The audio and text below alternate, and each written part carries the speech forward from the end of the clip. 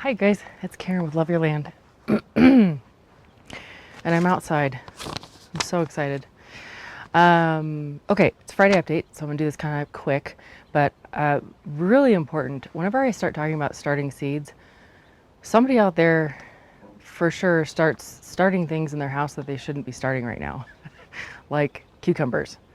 I just had a friend yesterday that sent me some pictures of her cucumbers that are growing beautifully right now in her house, and I was like, oh no, I didn't clarify. Okay, so I think I've narrowed it down the best way to explain this seed starting business. There's basically three types of scenarios. You have, first of all, you have seeds that you should start inside, like tomatoes and peppers. Then you have seeds that you don't need to start inside, but you can. And there are some advantages to doing so. And then there are seeds that you really shouldn't start inside at all, unless you're planning on keeping them in there and growing them in there. Like those would be anything really like root vegetables, carrots, radishes, stuff like that. Those do not like to be transplanted. So just hold off. Spring will be here soon enough, and then you can start those right outside. So again, the first category is tomatoes and peppers. You should start those inside.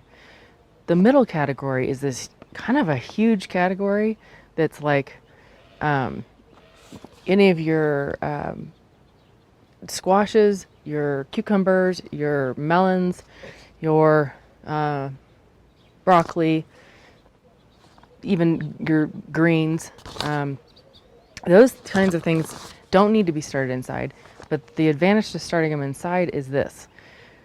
Some of those plants, let's say broccoli, for example. The plant itself likes cooler weather, but the seeds still have minimum temperatures that they need to have in order to germinate. So if you just, wait till whatever it says on your seed packet to start, plop some broccoli seeds in the ground, if the plant itself was already there and established, it would be happy as a clam. But the seeds are just going to sit there and not germinate for like ever because, well, they'll germinate eventually, but it's going to take a long time because the soil is really cold still, probably.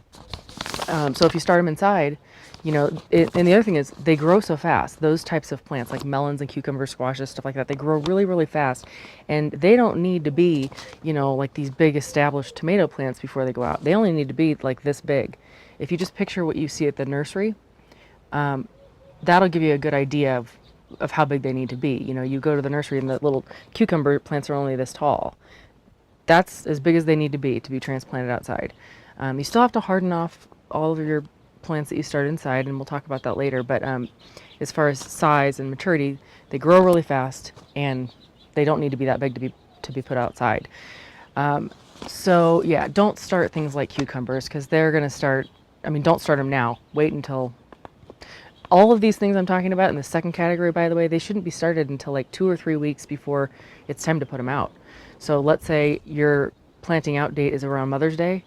Don't start those until like the end of April.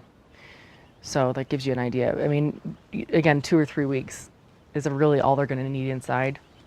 Maybe 4 if they're slow growers, but and if you wait till 2 weeks before Mother's Day, if that's your planting out date, and come Mother's Day, they only have like one set of true leaves, well, then they can stay inside for another week.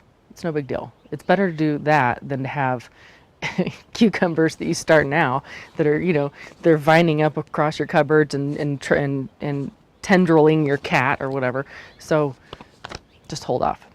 And if you have any questions, I found this really nice list of like a million different kinds of vegetables and herbs and things, and it says, whether you start them inside now or whenever, start them inside or direct sow them. But there's so many vegetables. I don't even know why I have this in my hand, to be honest with you. I'm not going to go over every single type of vegetable. It's just, there's too many. So, but if you have a particular thing that you want to grow, or 5 of them, and you're just not sure, just Google it. You're probably going to find the answer. But if you don't, post a comment below or go over to Facebook. That's usually the best bet. Go to Facebook. You can post a comment there, or ask your question there, or you can private message me on Facebook or on Love Your Land. So that's that.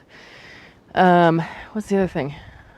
Oh, the other thing is, I told you I would tell you how many Baker Creek seed sets I have left, or sets of seeds I have left. And after last night, not counting today. I haven't gone to the post office yet today because it was too early. But as of last night, I had 230 sets of seeds left. 230. So that's, that's a little less than half, but that means I have half the seeds left. So go ahead, if you haven't sent your self-addressed stamped envelope, go ahead and send it this weekend. If I get, I never know how many I'm gonna get. I could get 4 or I could get 150. Honestly, every time I go to the post office, it's totally different. So, if you get yours in too late, then bummer. But chances are, if you send it this weekend, you're gonna be good. So that's it. I hope you guys have a great weekend. And I'll talk to you on Facebook. And that's it. Talk to you later. Bye.